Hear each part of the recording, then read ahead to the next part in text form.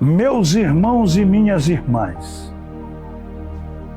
que o nosso Deus Todo-Poderoso nos abençoe e nos guarde ao tratarmos agora da transfiguração de Jesus, que foi um dos mistérios mais importantes revelados pelo próprio Jesus para os discípulos Pedro, Tiago e João no Monte Tabor, e que revela para nós a grande esperança da transfiguração de todos nós, filhos e filhas de Deus. A transfiguração de Jesus é tão importante, a sua importância é indicada inclusive pela narrativa dos evangelistas Mateus, no capítulo 17, versículos de 1 a 10, no Evangelho de Marcos, capítulo 9, versículos de 1 a 9, e no Evangelho de Lucas, no capítulo 9, versículos 28 a 36. E é importante que nós façamos a leitura da transfiguração para nós compreendermos os importantes acontecimentos para a nossa vida cristã na transfiguração. O evangelista Lucas, no capítulo 9, versículos 28, diz assim: uns 8 dias depois dessas palavras, Jesus subiu a montanha para rezar e levou consigo Pedro, João e Tiago. E enquanto rezava, seu semblante mudou de aspecto e sua roupa estava branca e fulgurante. E eis que 2 homens se puseram a falar com ele, Moisés e Elias, aparecendo envolvidos de glória. Falavam de sua partida que ele ia realizar em Jerusalém. Pedro e os seus companheiros estavam tontos de sono, mas ficaram acordados e viram a glória de Jesus e os 2 personagens que estavam de pé junto a ele. E quando estes já iam desaparecendo, Pedro disse a Jesus: Mestre, como é bom estarmos aqui. Vamos fazer 3 tendas, uma para ti, outra para Moisés e a terceira para Elias. Mas não sabia o que estava dizendo. Enquanto ele falava isso, apareceu uma nuvem que os envolveu na sua sombra. E quando entraram na nuvem, os discípulos ficaram cheios de medo. Então ouviu-se uma voz da nuvem que dizia: Este é o meu filho, o meu eleito, ouvi-o. Apenas cessou aquela voz, Jesus estava sozinho. Os discípulos guardaram silêncio, não contando naqueles dias nada do que tinham visto. Na narrativa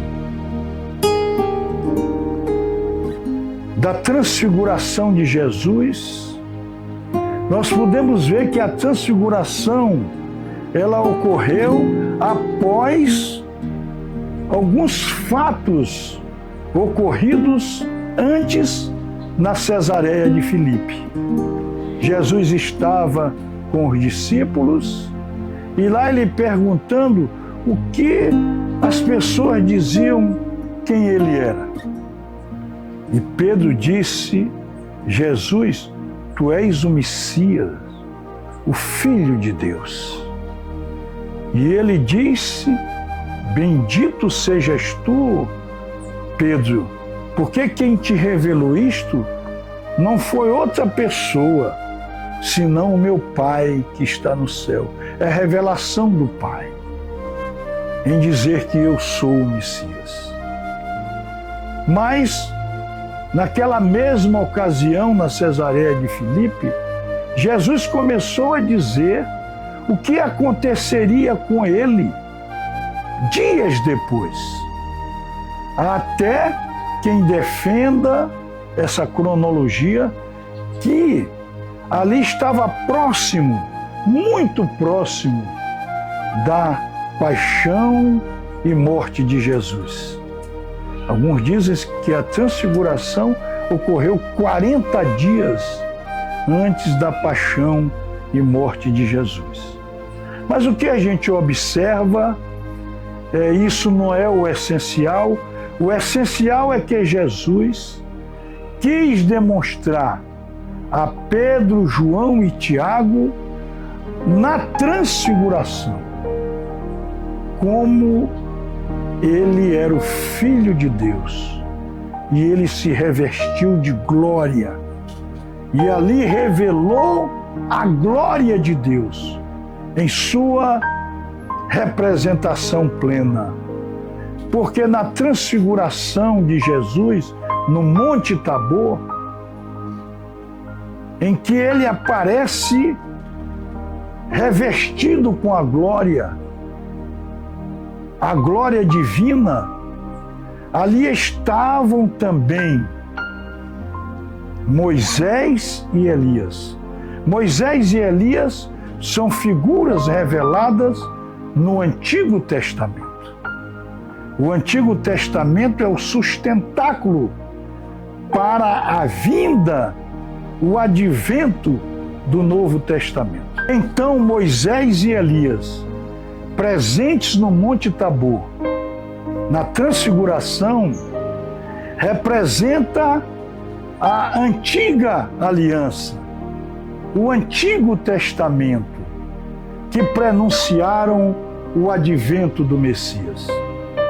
Moisés representando a lei e Elias representando os profetas. E eles, ali na transfiguração, eles estão envolvidos na glória de Deus. Eles fizeram a sua verdadeira missão da profecia e da lei para a preparação do advento de Jesus. E fica aqui patente o que diz o Evangelho de Mateus no capítulo 5, versículo 17, dito pelo próprio Jesus: eu não vim para abolir a lei e os profetas, vim para aperfeiçoá-los, vim para fazê-los de novo, renová-los. Então, no capítulo 5, versículo 17 de Mateus, Jesus diz: eu não vim para abolir os profetas, eu vim para exatamente cumprir a lei e a profecia e aperfeiçoá-las. Isto é importante, porque Jesus muitas vezes vai na sua pregação aperfeiçoando a lei e as profecias. E ele, na transfiguração, ele confirma isto com a presença de Moisés e de Elias. Mas uma coisa também muito importante na transfiguração é a presença de Deus Pai, que fala já no final da transfiguração: este é meu filho amado, né? Ouvi-o. Ou seja, Deus diz com o verbo: este é meu filho amado. Ouvi-o, escutai-o. Aí está a presença de Deus. A nuvem, ali aquela fumaça que causou, né, uma tensão imediata no Monte Tabor, era a presença do Espírito Santo.